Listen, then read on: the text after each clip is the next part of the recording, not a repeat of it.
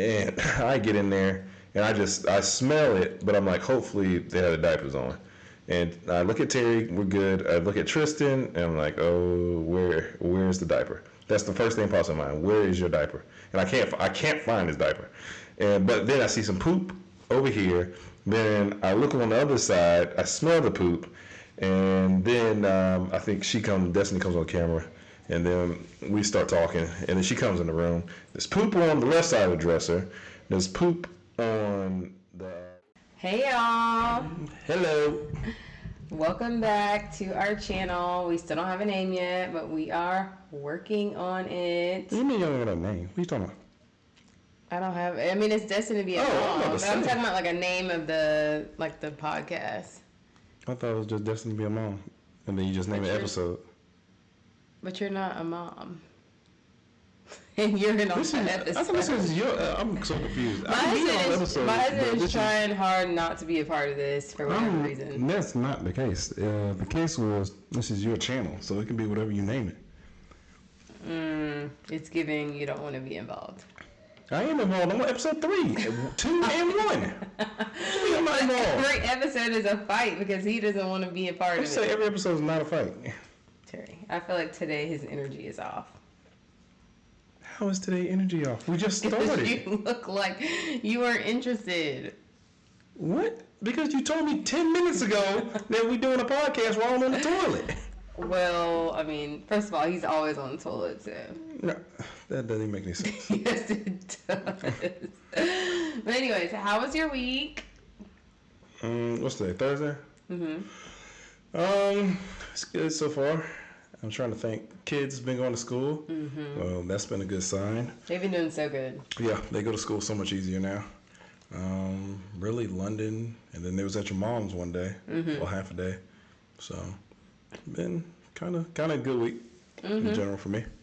Yeah, no, the kids have been doing great, which we're so thankful for. They really haven't had any issues with school since the first day that they went to school with just Tristan. And then other than that, them just getting sick and stuff, that's probably the most stressful part, I would say. Yeah, being sick, yeah, because I don't know if you can hear it in my voice, but yeah, being sick sucks.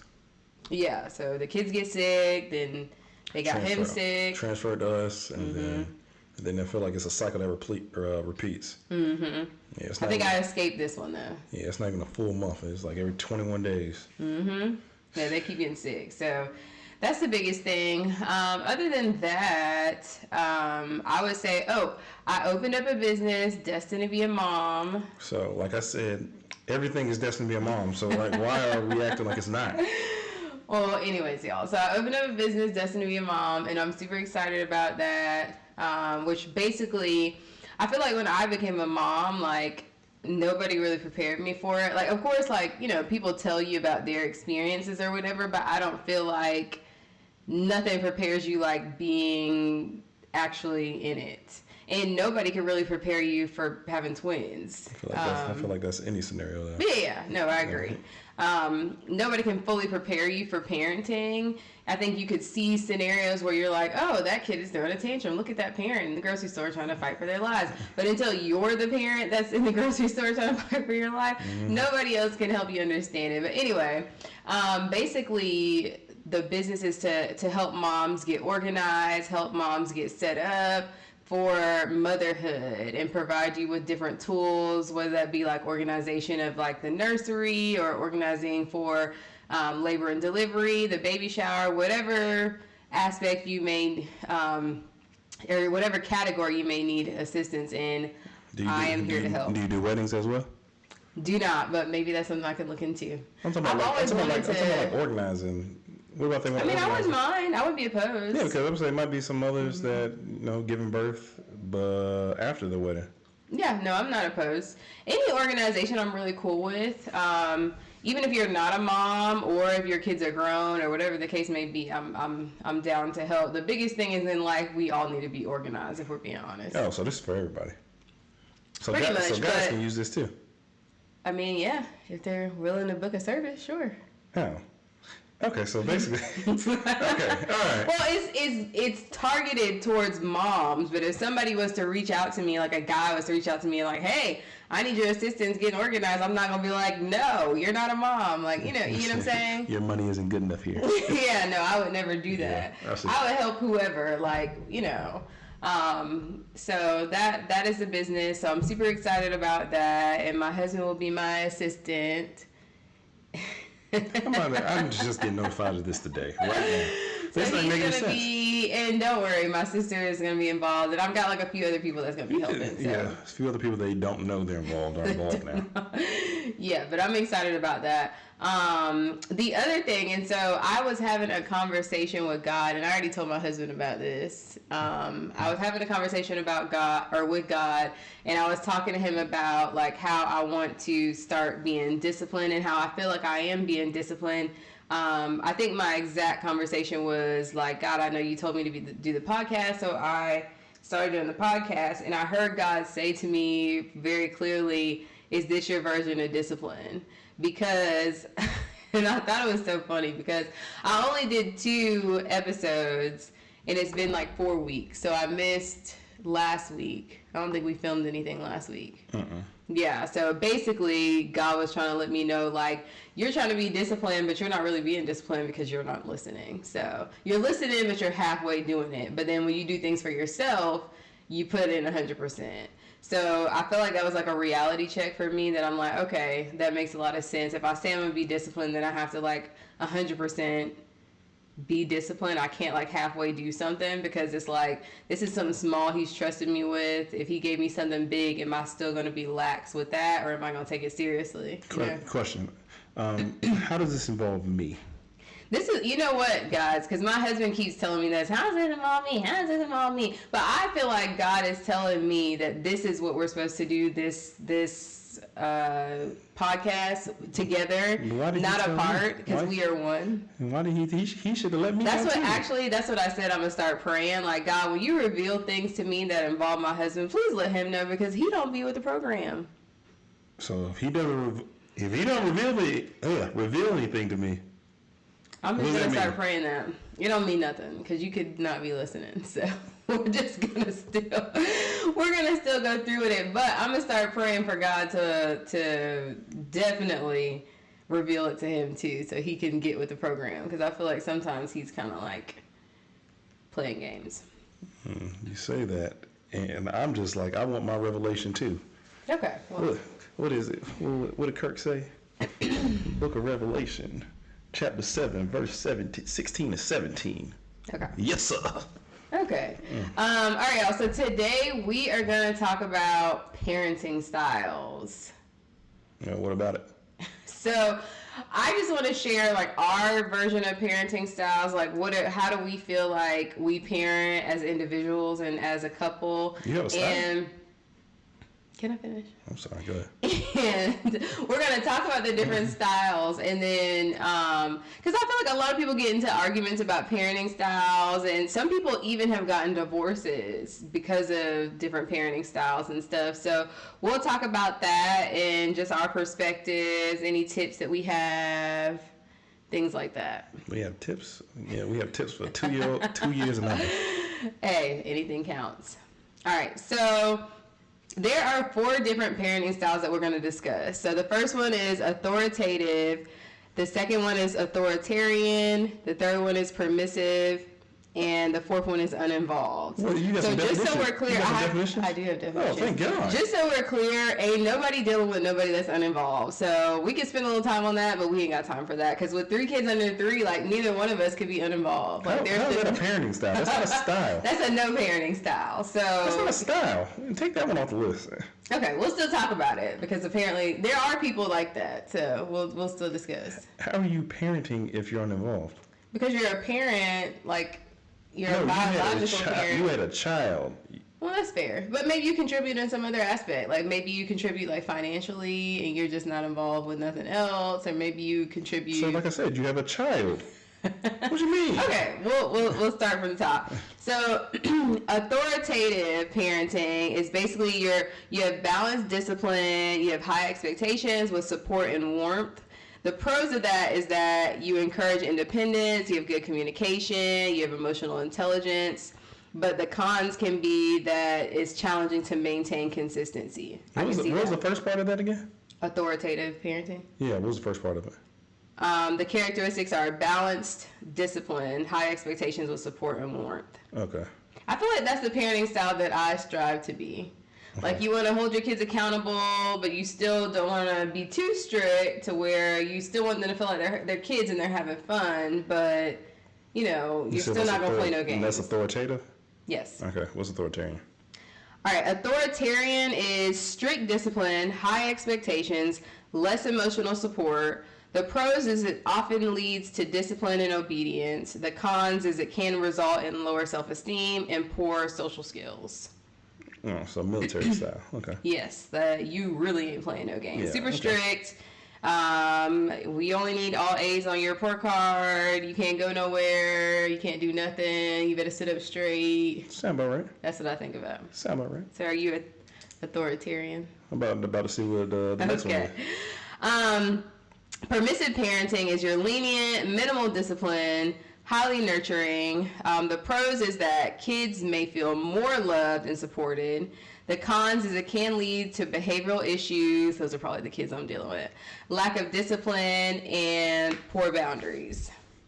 And then last but not least, the uninvolved parent, which is low discipline, low involvement, emotionally distant. The pros is it encourages independence in some cases. Yes, encourages independence because you ain't got nobody there. Yeah, but it's uninvolved. And then, Daddy, what's for breakfast? What's for breakfast whatever today? you want. You better get down there and make it yourself. And the cons that can lead, it often leads to neglect. Well, obviously, poor emotional development and behavioral issues. I feel like that shouldn't even be a category. Well, it is. Because, I'm saying it shouldn't be a category. I agree. Yeah. So with those being said, those four that we're going to talk about, which one do you think you kind of fall under? Oh, I feel like it just depends. I don't think there's one style that you can just use all the time. Yeah. Yeah, I think there's. Excuse me. I think it just depends on the situation. Mm-hmm. Yeah, because a kid that is 2. Probably is not going to need the authoritarian style. Mm-hmm. Just strict. Hey, I need you to do this right, this right, this right, this right. Yeah, because it's probably not going to work. Yeah. Yeah, they probably. I don't know. I don't even know if they need all the way authoritarian. What was that one again? Authoritarians are super strict, like you were saying. Oh yeah, if it's super strict, no. Mm-hmm. I thought authoritative was. Authoritative is like a balance. You're strict, but so then one's you're balanced, also, one's super high. One is just super high expectation. And then one's super just low. Okay. Yeah. So you always want to meet in the middle, but yeah, with young kids, they're not going to listen to you anyway because they don't understand what you're saying. Mm-hmm. So any expectations, you might as well throw those out the window. Yeah. Because they really don't understand. Not until they get older. Then you can start implementing other discipline styles. But yeah, but I don't think that's what I'm saying. I don't think there's a parenting style that just fits one like I'm sticking with this parenting style for 18 years. Yeah. Or 20 years or however long you parent. Yeah. No, I agree. I think that you can have all the plans in the world to be this authoritarian parent. But especially with 2-year-olds, you're going to really be wasting your time and you're going to stress yourself out more than they're going to be stressed because them 2-year-olds, I am telling you, they have a mind of their own. Our kids, they would probably be looking at somebody who thinks that they're going to run things in an authoritarian way and just look at them and be like, girl, bye. Like, they are not...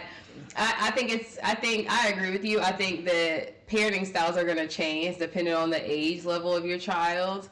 And depending on what your child needs, because at different moments you need different things. At different ages you need different things. I mean, there's really no way to say like I'm 100% gonna be authoritarian. There may be moments where you're even permissive and you're kind of lax, lenient and stuff. Because I think sometimes as a parent you do have moments where you're like that. Yeah. So why do people try to? I know everybody wants to do a label on something. Why does it have to be a label on a parenting style? Well, I think kind of like when you first become a parent or when you first become anything, like they give you all these books and you try to like do everything by the book. Okay, this book says that I should respond in this way, but it's like I never read no book about no parents. I mean, I didn't either. We didn't really prepare. I think we weren't those parents that were like reading books before we became parents. We kind of was like. I think we read up on, like, if I would have symptoms being pregnant, my husband would look into it and be like, oh, people say it's normal. Like, I would do that. But we never, like, read books to prepare. Yeah. And my rationale behind that is I don't feel like anybody can tell you your 100% your situation. And I think everybody's kid's different. So even with the twins, I feel like, and we were just talking about this last night, if there was only one of them, they probably wouldn't get in half the trouble they get into. But since there's two of them, they feed off of each other. Yeah, they can push the bed up to the dresser, both of them. Now one of them will hold the bed, get on the dresser, help the other one up. Yeah, it's just, and now they're close to the TV.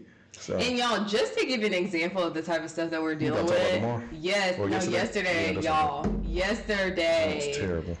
Me and my husband are chilling, like we're having conversation, laying in the bed during the kids' nap time, and we never get to do this. Like normally we're like running, doing so many different things. We should have known it was too much. Like we're sitting here reflecting about our lives and parenting and how it's going and things we wish we could change and things we would do the same differently. We're having these deep conversations. I read my Bible, you read your scripture, and we discussed it. I mean, we should have known like it was too quiet. And then my husband's like, okay, well, I'm going to get up and I'm going to go get the kids. And I'm like, okay, and London's still in our room, so she was still sleeping. No, she was just waking up. Oh, she was just, yeah, that's right. She had just woken up, so I was like, okay, I'll feed her. He'll go get the twins. He goes in the twins' room, and he's like, oh, my God. And long story short... First off, I didn't do all that, but okay, yes. Well, that's my version of it. Yeah, that's her version. And the noises, like the sounds he was making, I can clearly tell, like, I don't remember what he said, but... You could tell I was frustrated. Yeah, you could tell that he was mad. Like, he was, frustrated, I guess is the word. So I was like, oh, Lord, London, let me put you back in your crib and give you your bottle, because it sounds like... I think I looked on the camera, and I was like, hey, what's going on? And he was like, there's poop everywhere. And I'm like, oh, Lord. So I put London in her crib, and then I gave her a bottle. I turned on her show, and then she was chilling. So I was like, okay, let me go help him clean up. And long story short, Tristan decided, because he doesn't really like to like sit in his, so they were pull-ups. They can pee and poop on the toilet. One of our twins does a lot better peeing and pooping on the toilet than the other one.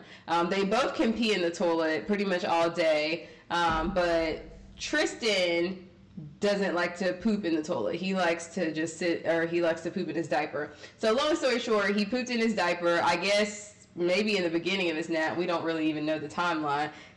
And then I guess he decided that he's going to take off his diaper and throw it behind the dresser. Yeah, so the thing is, what happens is usually after school they go have a routine where they eat, take a shower, get ready for their nap, and usually they take a nap for about 3 hours. And what was weird was I kept hearing things in the room I don't think they went to sleep yesterday, or took a nap the entire time. So I'm hearing them. I'm like, all right, let me go ahead and get them. If they're not going to take a nap, might as well keep them up so they go to bed early.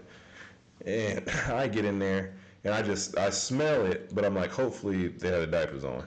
And I look at Terry, we're good. I look at Tristan, and I'm like, oh, where's the diaper? That's the first thing pops in mind. Where is your diaper? And I can't find his diaper. But then I see some poop over here. Then I look on the other side. I smell the poop.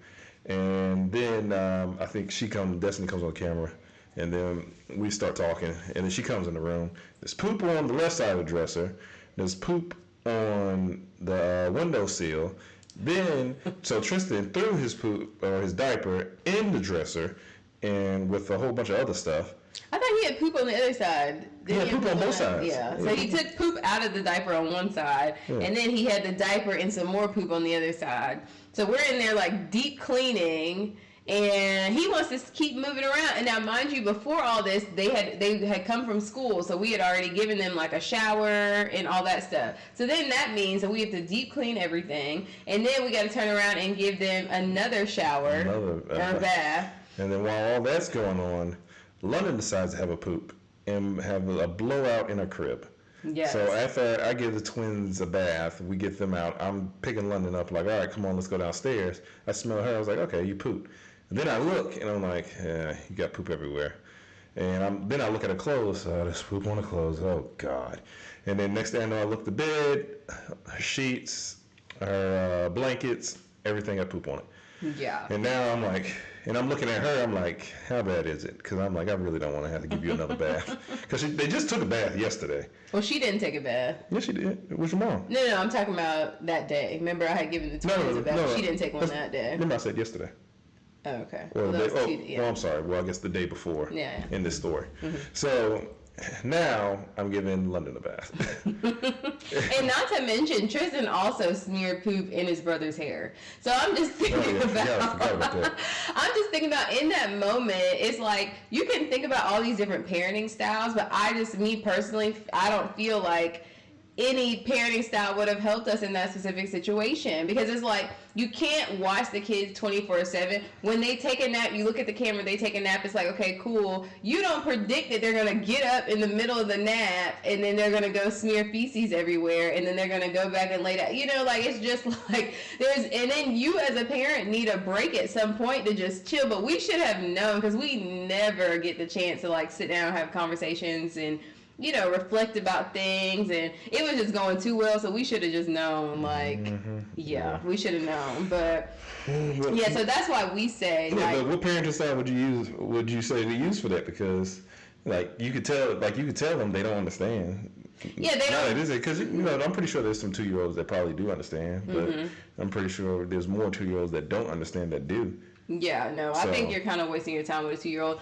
But I think that you can kind of hold them accountable, but then they still got to have fun. Like, you can let them know, because I think I did let Tristan know, no, we don't do stuff like this. We don't smear our poop. But we've told him this before. No, I know. So but he's 2. He's not going to get it. Yeah, that's what I'm saying. Yeah. So what would you recommend to somebody else? Because other people, if they're looking into your channel for advice, and you telling them, I don't know what to do. I don't have any advice for 2-year-olds. I mean, we're... But you'd want to have 2-year-olds. I know, but I'm just saying, for that specific situation, I can't think of anything else that we could have done differently besides going in there in the middle of the nap and checking to make sure they had their diapers on. I mean, I suppose we could have done that, or watched the cameras the entire time, 24/7, and not look away. I mean, those are the only things, because our kids know not to do that. So it's not they don't. London is different, because she's a baby. She doesn't understand. She just happened to poop and it was too much in her diaper. I mean, that's fine. But Tristan is aware. Yeah, no, he. Yeah. I think with Tristan, he doesn't like sitting in the poop, and so he's like, I gotta get rid of this. I would prefer for him to call us and be like, hey, help please, but unfortunately they decided to take matters into their own hands. And it's like, you can't even really, you can be mad, but then you can't be mad. You can't at the same time, because I feel like in his mind, in his little 2-year-old mind, I pooped on myself, I'm trying to get rid of it. Or maybe he felt like he was cleaning himself up, And hiding the evidence? I'm just trying to understand. Well, he knows he's guilty. I know. He tried to hide the poop in the dresser drawer. I know. I'm just trying. And then tried to hide the big poop on the other side. Right. Yeah. The boy's guilty, and he knew he was. Yeah. No. I'm saying they always got to look when they're guilty too. Yeah. I think that. I don't know. I think that there's moments where I feel like how do you think our parenting styles differ? Like, what do you think the difference in our parenting styles are right now? Like, obviously we can't speak for when the kids are teenagers, but right now, what would you say? I'm probably more aggressive. In what ways? Because people are gonna think you're beating the kids. Oh, we already got one defects case. Oh yeah. We'll have to tell y'all about that. Oh yeah. But no, just making sure they understand what to do. As far as the discipline aspect, making sure they listen and understand what I say goes. Yeah. I would say it doesn't matter what anybody else says. Well, I guess other than you. But yeah, trying to get that into their head right now. Yeah. Yeah, because they think it's all fun and games, but the thing is, when you go outside into the real world, and I tell you to come here, and you don't come here, and then somebody snatch you up. Right. That's how kids get kidnapped. Or you go run out to the street because I said stop, and you don't stop and you keep running, now you get hit by a car. Yeah. So it's like little stuff like little, and of course they shouldn't be in that scenario, especially at this age. Right. But it's little stuff like that you think about, and it's like, okay, I need to make sure they understand when I say something, especially by my tone of voice, that okay, this is serious. This is serious now. This isn't a time to play. All right, I can tell Daddy's serious. I can tell when Daddy's playing with me. I can tell when Dad's serious. So yeah. So that's why when I say aggressive, that's what I mean in my style for the most part. But we still have fun, play all the time and whatnot. But there's like certain moments. Yeah, it's like okay, and then stuff like that. It's like, all right, man. How long are we gonna keep doing this? Cause it's not fun no more. Yeah. Like the first time it's like, oh man, I can't believe he did this. The second time it's like, oh wow. Third time it's like, all right now, come on. And then about 100th time it's like, all right, we need to ship you off somewhere. Like you know how like they had the dog training schools. I wonder if they had like the potty training school. Okay. I think to your point about like you want your kids to take you seriously, you want them to know that everything's not a game, because they do have moments where they think like you'll tell them to come here and they think it's like so funny that they don't get up and come here. That makes me so mad. Yeah, no, that is so annoying. Yeah. But I think too that I love the example of like, you know, your kids getting hit by cars and all that stuff. So obviously you want them to listen, but then to take it a step further, we are Black in America, and our kids aren't going to get all that grace when they get older. And I think that that's kind of why another reason why you want them to kind of understand like they need to listen, and they can't keep, because the world's not going to give you a bunch of grace, unfortunately. Yeah. So I think that that's one of the reasons why I think Black people as a whole have to be a lot more strict, and we can't be as lenient because the world isn't going to be as lenient on you, and the world's going to have these high expectations for you, and the world's going to treat you like crap, and the world's going to treat you even more like crap if you make one mistake. I mean, it's just like, especially as Black men, I think about this all the time. My husband's 6'6", my kids will be tall, and just, you know, they'll look a lot older than what they really are, and they're going to be held accountable. And so it's like, you know, you're two, and obviously you have no idea like what the real world is like, which is a hot mess. But I think that that's what I think about too as a parent. And that like stresses me out if I'm being 100% honest. Yeah, my thing is I want to kind of get into their head now. Yeah. So when they do turn 6, 7, 8, it's so ingrained in them, like, okay, this is my dad, this is who I listen to. This is my mom, this is who I listen to. Yeah. When they say something, I go ahead and do it. Now, I would say, you know, being as old as I am now, that's not going to happen 100% of the time. I understand that, and I don't expect it to happen 100% of the time. Right. It's just like, that's like perfect scenario. Yeah. But for a good majority of the time, I would expect that to happen. Now, the older they get, I'm pretty sure parenting style has to change, because the way you treat them at 6 or 7, you cannot treat them at 14. Because because I think sometimes that's what happens to a lot of parents. They still treat their kid like they're still like a baby, like their baby or a toddler, and they've grown well past that stage, and now they get annoyed by you and everything you do. Yeah. So I think there's evolutions to it, but it just depends on your child too, and the maturity of your child, because you might have to treat your child like a little toddler if they act like it. Yeah. I mean, and I think the hard part for as a mom is that I think a lot of times, so obviously I'm a lot more lenient on the kids than my husband is. I think I would prefer it that way. Yeah. No, I agree. But I think that there's pros and there's cons to that. Like I can obviously see, like I tell them to do something, they like laugh and think it's a game. I can ask them 5 times, they still think it's a game. My husband can ask them to do something, they may think it's a game the first time, but then after he asks again, then they do it. And so it's like, I don't want to be that mom that's like, hold on, let me call your dad. And they're like 16, like, no, I don't need to be calling your dad. I need you to listen to me because I'm also your parent. I may not parent the same way, but I still need you to listen to me as well, because I think that, you know, in the field that I'm in, I have seen how much it has failed when parents are like, I'm going to call your dad, or I'm going to call your grandma, or I'm going to call, like, what happens if that person's no longer around? Like, you can't call them if they're not available. I ain't gonna lie, that worked on us when we were little. Yeah, well, my mom that never told us she was calling my dad. She said that you don't have to deal with me. We actually would have rather her call dad than to call. Well, I guess it's different because my mom didn't play no games. It was all. I guess it was all boys on our side and just girls. Yeah, on our I think side. So that's the difference. Yeah, so for me and my sister, I'm sure we would rather, because our dad, most of the time, unless you did something really crazy, he's just gonna give you a lecture. But what's so funny about that is my dad's lecture would have me like crying, and my mom, I guess she yelled all the time, so we were just like, it's a normal day. She mad again. But as I got older, I realized that she was just so overwhelmed with life, and so I totally get it. But I think I see the barriers in trying to be the more lenient parent too, because I don't feel like your kids respect you as much, especially not right now. Now, as they get older and they start liking things, and like now, timeout is really effective for one of our twins. He absolutely hates timeout, and so I realized, okay, you ain't gonna listen to me, but I'm gonna put you in timeout. So and then that works. I never understood timeout. Me neither. I thought that was like the dumbest thing in the world. Yeah, my parents didn't do timeout. This boy was over here crying that he was in timeout. He was so upset. I'm like, I'm over here looking at him. I'm like, this is a little worse than a whooping. No, he was so upset, and I literally just held him there, and we were just gonna sit here, and we're not gonna move because you can't listen. And that was effective for him. For 5 minutes? It was 5 minutes. I set a timer and everything, and that's what I do for work. Is like when the kids don't listen, like we do a lot of timeouts or whatever the parent wants to do. And so I decided, when my kids don't want to listen to me as a mom, then maybe they'll listen to me as a therapist. So, and that worked.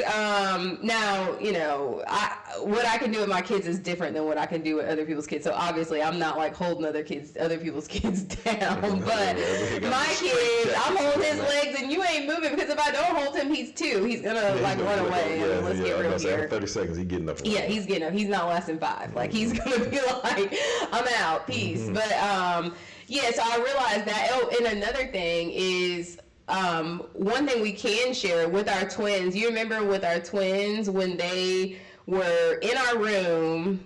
I think they were in our room. I can't remember, but basically they were crying.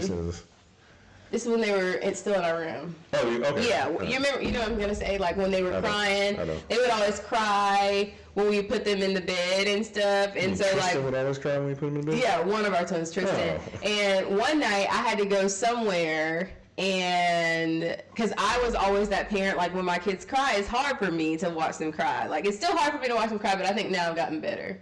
I would say.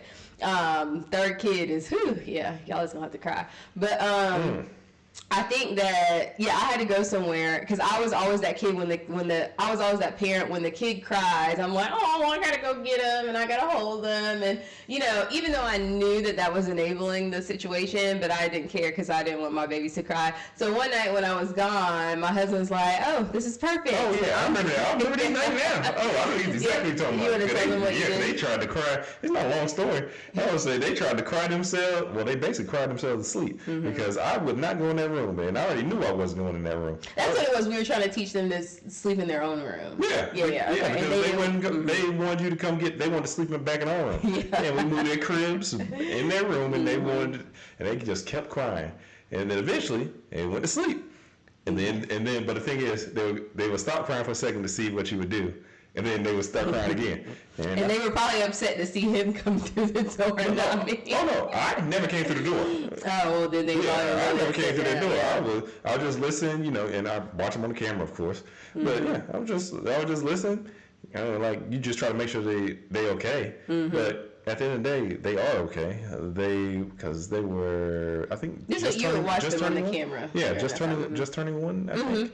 Yeah, so, they were just. It was actually before they turned 1, because I remember them walking to their room. Yeah, because it was right before they turned 1. It was about 11 months, I think. It was 11 months when they started going to their own room, and then they learned to walk right before they turned 1. Ooh, London, it's almost your turn. Yeah, it's almost London's turn, which is going to be difficult, but. I think I'm thankful for him doing that, though, because I feel like after that moment, the kids did great. And they still have their moments where they, like, cry here or there, but I think that if it wasn't for that, we probably would have never, like, gotten to that point. Yeah, so another thing, though, I want London to stay in the room with the twins. She doesn't, because she thinks the twins are going to climb in the crib, which they probably are. But it would give London some peace of mind. Because I'm like, because why would we put London in the room with herself when she got two brothers right there? I'm torn. So I agree. Like, the twins always had each other. So it was like, you know, even though they transitioned into their own room, there still was two of them. With her not being a twin, it's kind of like she's got to go in a room by herself. And so I get she that. She can have her own room still, but I'm just saying. When she sleeps, she needs to sleep with them. I agree, but I disagree, because on one hand I'm like, yeah, it'd be cool for them to all like congregate and hang out, but on the other hand I'm like, I don't trust them boys. Them boys are rough. But then again, London's a fighter too, so she can hold her own. But you gotta think about it. The boy, their upper body strength is different, because Tristan and Terry were popping out the bed because they knew how to hang off the crib and fall out the crib. London can't come close to doing that right now. Well, I'm not so much worried about her. I'm more so worried about them. I feel like they're going to jump in her crib and sleep in her crib and lay on her. And I don't know. I'd have to see them interact. But the thing is, I feel like even if that's the case, they can sleep in the crib and then we could just move them out. But I feel like that's not hurting her. I'm going to have to pray about that. I'm saying, I feel like it would make the transition easier for her. No, it would. I think the other thing I can think of is they like to watch different things on TV, so I don't know how that would work. But London likes Elmo, though.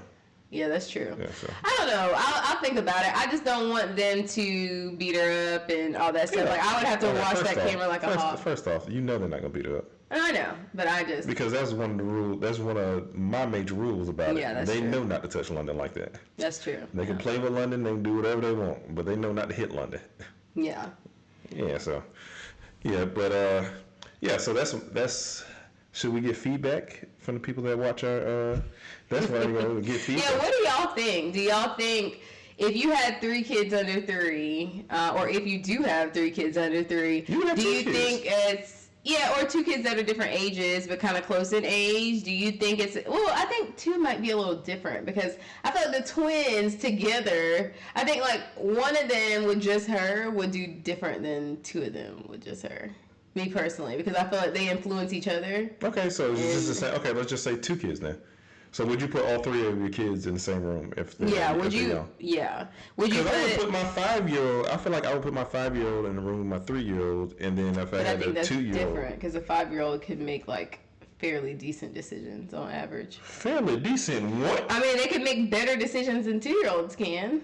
They can. 5-year-olds can get up, pee in the middle of the night, and No way. 5? No way. Yes. You think so? Yes. I don't know about that. I was well potty trained by the time I was 5. I don't know about y'all, but I was well potty trained. I asked my parents. I don't know about that. I was well potty trained by 5. I was getting up in the night, but I don't like. Yeah, I'm very like clean. I don't like sitting in the feces and none of that stuff. I got it. Because right now we can't leave the bathroom door open because kids will tear that place up. Well, not that, because they like to flush the toilet and not use the bathroom, and then they like to run the water from the sink. So they'll just be having running water all night. Yes. Messing with them too. Yes. So that's the only reason we can't leave their bathroom door open right now. Yeah. Yeah, but once they understand, then it'll be better, because they have a toilet and they understand when they need to go pee. They do understand. Pull their pull-ups down and they go pee, sit on the toilet. And they're tall enough now they don't even need the little stand. They can actually sit on the toilet now. Yeah. But I'm like, when do we get to that point? Because it's like little things we do, they understand. Because if we say no to something, they'll do the whole motion, but then they'll still touch it sometimes. No. It gets super close to it. Like they're trying to tip. It's like, they're tipping themselves. Yeah, no, but it's and the hardest part is, I would like you guys' feedback. Because, that just to see what other people are doing. And we may have to do like a trial and error. Like, let's just see how it goes. And if it doesn't go well, then that's okay. But if it goes well, then that's great, But I see the pros and I see the cons. So I'm kind of like torn. Yeah. Also, I don't know if there's really, for me, there's not too many major cons with it.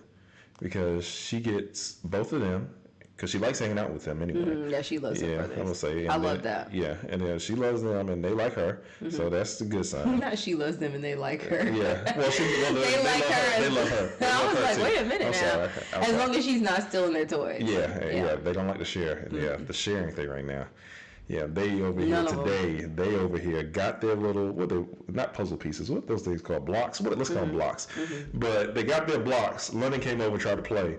Terry got up, moved to the other side of the couch, Tristan jumped over the couch to go do his blocks at the kitchen table because he didn't want to share his blocks with They're a stingy group. Yeah, right. Yeah, so right now The selfishness right now. Because the thing is, they'll play with each other, but there's specific things they don't want each other to take. Yeah. So if like one's playing with the cat or the animals, and then he takes the cat, he's like, "No, don't take the cat." I was just about to play with the cat, even though he had no intentions of playing with the cat. Yeah. So no, and they're very like they have a plan in their minds, and they have got to like follow through with that plan. They're like, the plan was not for you to take the cat away from my little block thing. Yeah. Like the plan was for me to use all the pieces. So we're working on that. But okay, so I wanted to share some different tips about like when people are trying to discuss parenting styles with their spouse, with their boyfriend, girlfriend, whoever.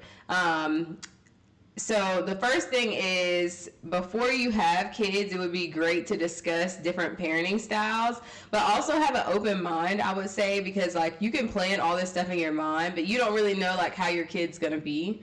You don't know like what their temperament's gonna be. You don't know like how they're gonna react.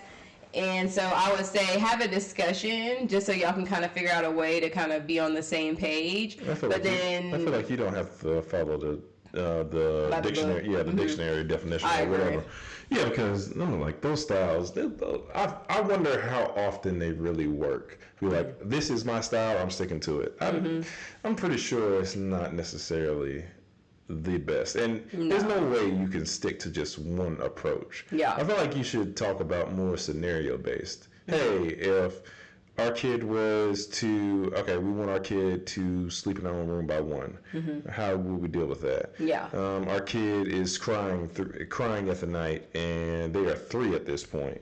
All right, how do we want to handle this? Yeah. Hey, our kid only wants to eat Cheerios instead of real food.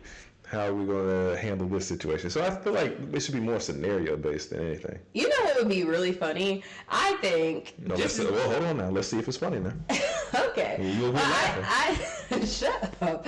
I think that what would be really cool is if you wrote down. Say funny now.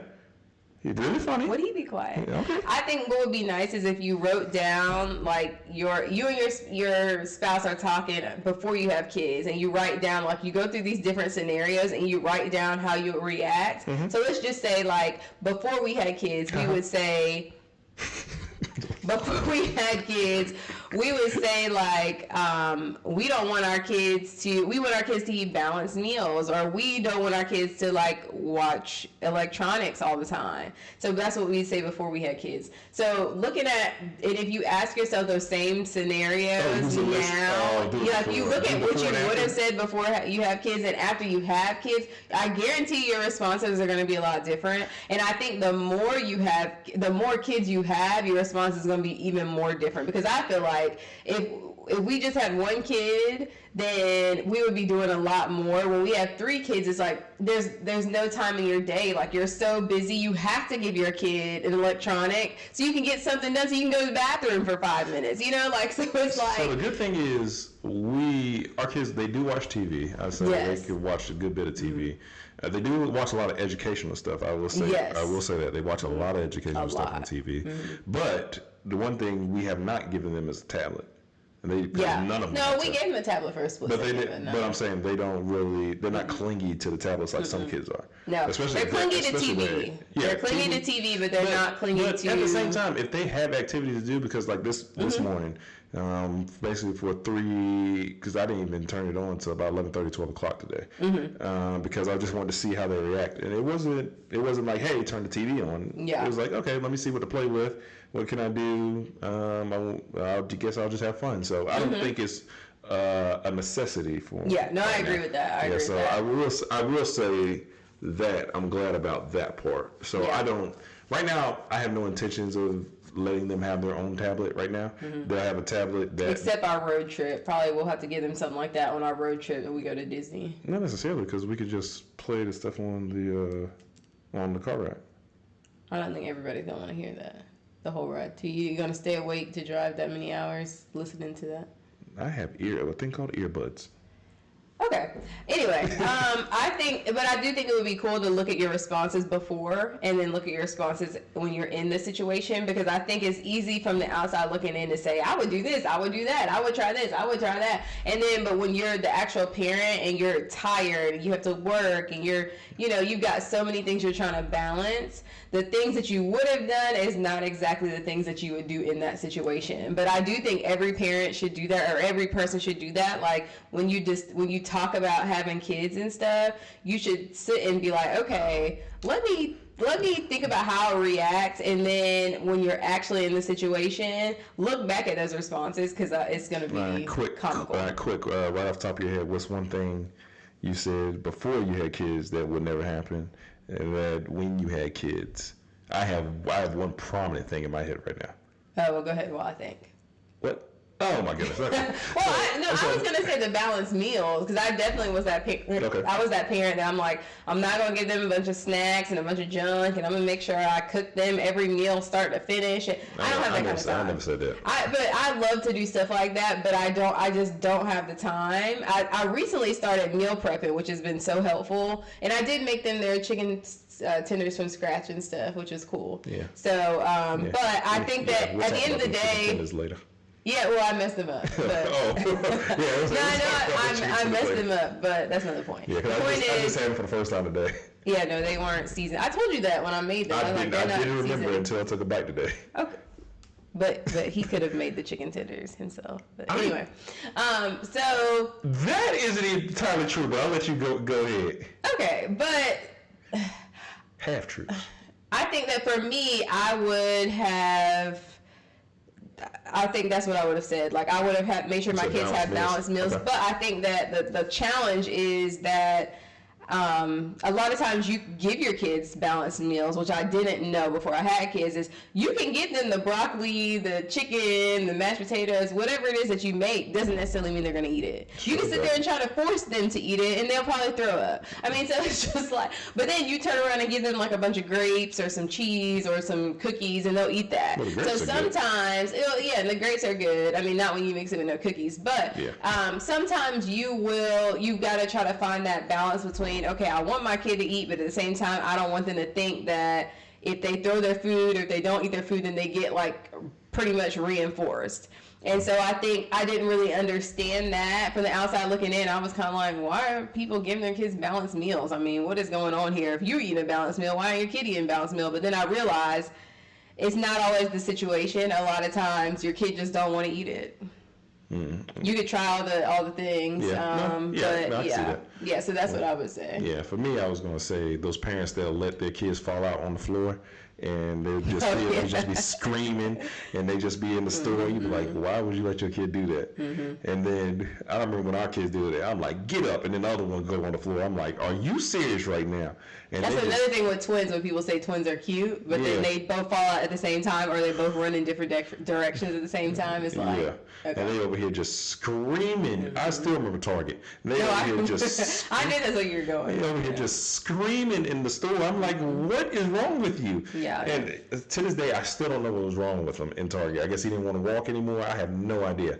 I think we were just in there too long. Yeah, and just screaming, falling out, just making a whole scene out and picking them up. Did I pick up both of them? I can't remember what happened.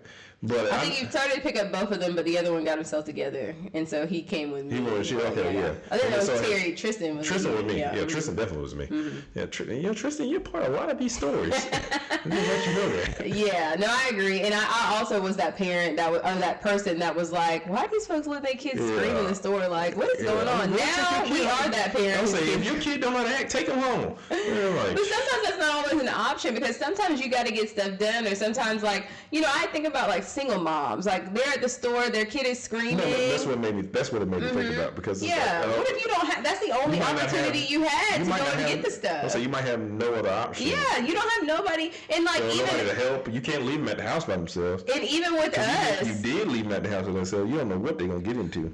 Exactly, and not to mention defects will probably be called. Yeah, but anyway, I think that that's something that we need to think about. Like when we're complaining, like, oh my God, this lady's got her kid and they're screaming, and why don't she just go home? But like, what if that lady needed to make sure that she got groceries for her kids for the week, or what if she needed to make sure that she got everything that she needed, or that her kids were, had clothes, and that her kid, sometimes it's kind of like, instead of you complaining, why don't you go up to that mom and say, hey, do you need any help with anything, or is there anything I can grab for you? Like, I see you're struggling. Did you come here to get, like, I don't know, milk or whatever? I can go run to the milk aisle and grab it for you and bring it to your cart. At the same time, people are kind of crazy, so the mom may be leery, but at least you can offer. I don't think that I would have a problem with if my kid was screaming and you were like, hey, can you give me your grocery list? I'll go run and get the stuff for you while you just sit here and wait. I don't think anybody would have a problem with that. I think people may be kind of leery about, like, hey, I could rock your kid while you go shopping. Like, no, you could be a serial killer. You go get my groceries. But I'll let you be Kroger shopping for me. And then when I think about, like, myself in that situation, that's something that I feel like would be helpful for me. Like, that would be very beneficial if my kid's throwing a tantrum and I can't get anything done, and you're tired of listening to the kid throwing a tantrum. Maybe I can take a second and focus on my kid, and you can help me with my groceries, because maybe I don't have anybody else that can help me, or maybe I just don't have, I just don't have the support that I need, or maybe I'm just overwhelmed myself and I'm just holding on and I want to cry with this kid too. You just never know what people are dealing with, and I think if we just really helped each other more, then things would be a lot better. I think in that situation, people try to avoid those people, especially with the kids, especially before you had kids. You don't know. You're like, what? No, I was just thinking about, like, we've taken a couple flights with just our twins, and then recently we took a flight with all three of our kids. But I just think about, like, there's been so many times, specifically when we flew with just the twins, me and him and the twins, or when I flew by myself with the twins, how many people are like, hey, I'll help you, or I had twins too, I'll help you carry some stuff on, or they, people are so helpful, and just people telling me, oh, you're doing such a great job as a mom. Like, those things are so encouraging, and those things are so helpful as you're going through, and then it made me realize the things that people may want to hear. I don't know if I get those comments. You probably don't, but dang. people were telling me that. I remember one lady told me that when I was going through TSA. She's like, man, you're doing a great job, Mom. And I was like, thank you, because this is a stressful experience. So I'm pushing 3 kids. Yeah, no, that was when we just had the 2. But I just think we need to think about that. But that's something for sure to think about. Make sure you're discussing those parenting styles before you have kids, but make sure you're also being flexible, and that you're being open-minded, and that you're changing your style based upon necessity of, like, what your kid needs in that moment. So in that moment, your kid may need you to be more authoritative or more authoritarian or more permissive. You just never know. So kind of being more flexible. For the people that they've been showing style when they've been growing up, when they grew up, so that's all they know now. And what would you say to those people to, I guess, break them out of that habit? Because think about it, if somebody has been shown an authoritarian style, is it that the most strict one? If they've been shown that style, authoritative is the most strict one. Okay, authoritative style, and that's all they know. And so now they have kids, and they're like, okay, that's their go-to. What would you tell somebody to break them out of that?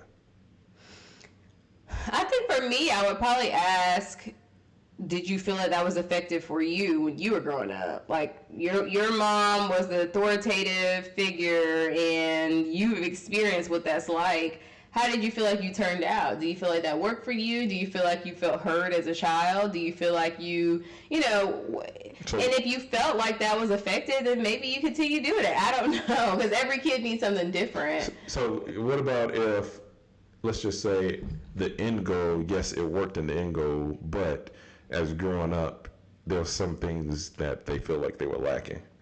Okay. Me personally, I just think, and I think I said this earlier, that I think combining the parenting styles would be the best, except the uninvolved parent. The uninvolved parent. But I think that there's going to be moments where you're an authoritative parent. There's going to be moments where you're an authoritarian parent. There's going to be moments where you're a permissive parent. And then there's some other categories too that you may fall into. But I just think that I wouldn't do anything just because your parent did it. I think that you could take things that you really loved about your childhood, and you can recreate those moments for your kids, and also put your own twist on it. I don't think you should be, like, confined to one specific parenting style, like what you said. I think you should just be flexible and figure out what works. And if in that scenario, if certain things worked, I would keep those things that worked. But then I will also tweak it to give your child that emotional support or that they felt like they were missing, you know? Mm-hmm. Yeah. What about you?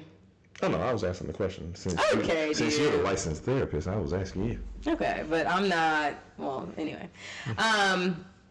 Okay, so that would be something. And then, for parenting styles, one thing I think is really helpful is if you don't agree with your spouse's parenting style, I think it would be good to have that conversation away from the kids, especially as they get older. Like, it's one thing for my husband to do something with the kids and I'm like, okay, dude, that was a bit much. But my kids don't really understand what I'm saying right now. But when they get older, I feel like for me, I always want us to be like on one accord. Like, we need to kind of be like, a team. We are one. So I don't think it's like, I think a lot of parents, I've seen a lot of parents, especially in the field that I'm in, that's like, I don't agree with the way that your dad's treating you. I mean, it just doesn't make any sense that he's doing that. But to me, it makes it seem like, it never plays out. I'm the kid. I don't agree.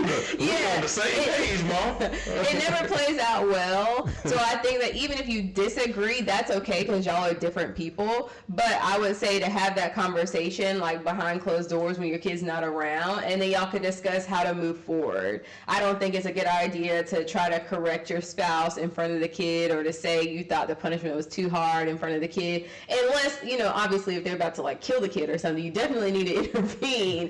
But it's like, I'm talking about like regular discipline that you don't feel like it was exactly the way you would have done it or you don't feel like it's correct. I definitely think I would talk about it, have that discussion away from the child so that the child doesn't try to manipulate different things because of things they heard you say.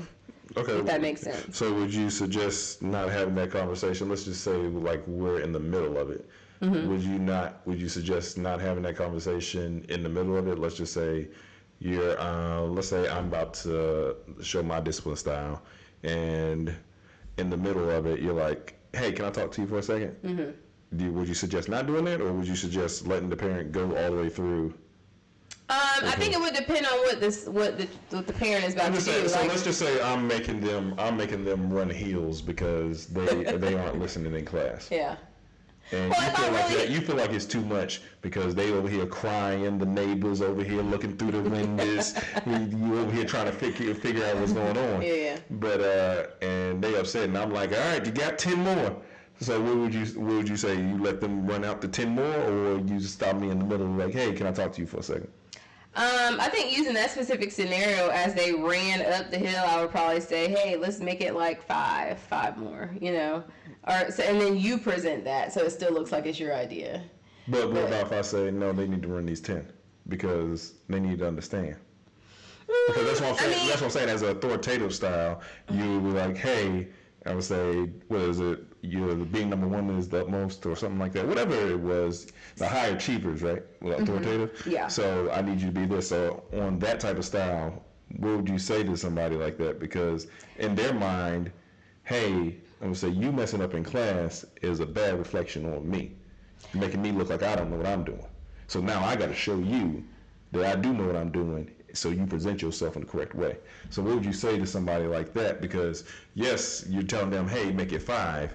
And they're like, yeah, I'm going to make it 5 plus 5. So what you going to tell them? Okay. Yeah, what you going to tell them? I think just for us in our marriage, I think it would be a good idea, like when our kids do get older, because we haven't really discussed this because they're still young, but I think it would be really great if we were to, like say a teacher calls us about our kids' behavior or whatever, before we enforce any kind of discipline, I think me and you, or you and I, should have a conversation about what the punishment is. Okay. Like I think so that way we're ahead of time. I think that would be a great idea. So that way, when you're introducing the punishment, there's no surprises. So like ahead of time in that running hill situation, we would already have had the discussion. Okay, it's eight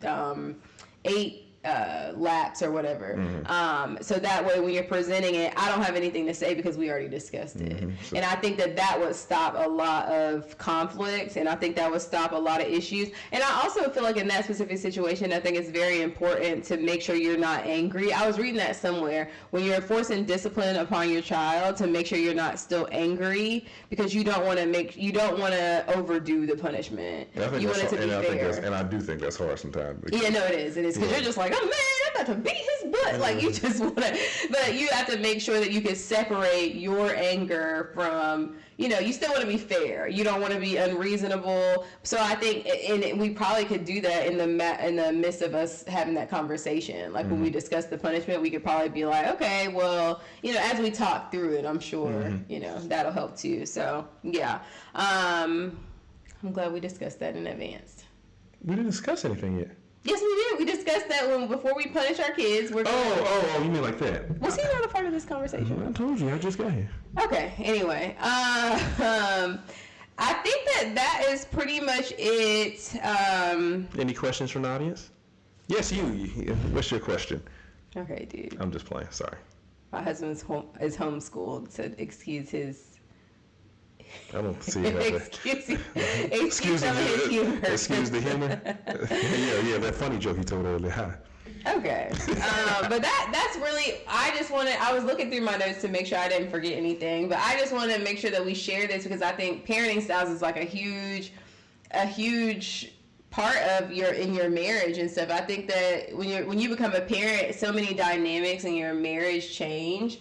And that would actually be a great topic too, like how your marriage changes when you have kids. We'll say that for another day. Yeah, but you can't say that just for married people because there's a lot of people not married with kids too. So, and their dynamic change too. But we're talking about like from our perspective. Oh, but there's other perspectives out there.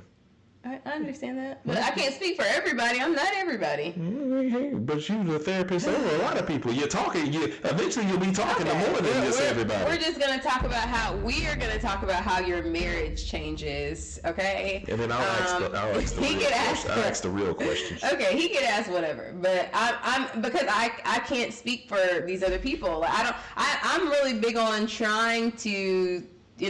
Stay in my lane. I